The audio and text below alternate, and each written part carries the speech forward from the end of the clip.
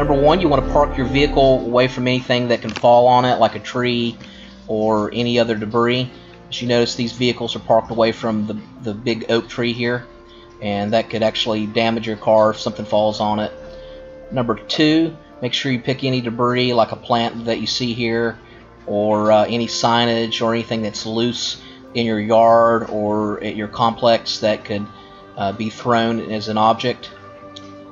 Number three, make sure your laptops and your devices are fully charged, and keep in mind you could actually use your laptop if the battery's still good to charge your phone in case the power has gone out and you don't have power any longer.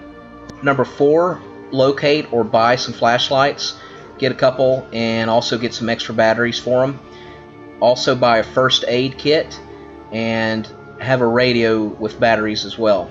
Also make sure you have some candles and a lighter in case the power goes out, and some extra blankets on hand. Fill your bathtubs up with water. You can use this water for multiple reasons. One would be to flush your toilets in case that has been incapacitated. And keep in mind you could actually use your reservoir in your toilet as a backup as well, and that actually is drinkable.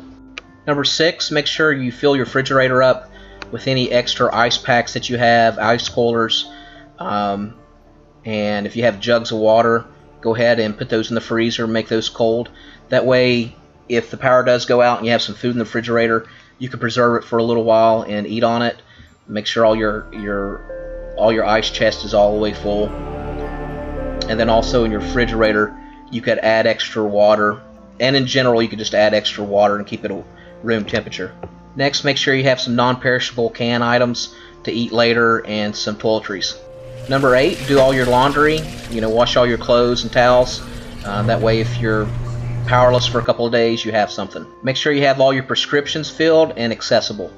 And number 10, make sure you have one vehicle that is filled up with gas, preferably a truck or an SUV, four-wheel drive, or something that can go over rough terrain in case you do need to leave your home or your dwelling.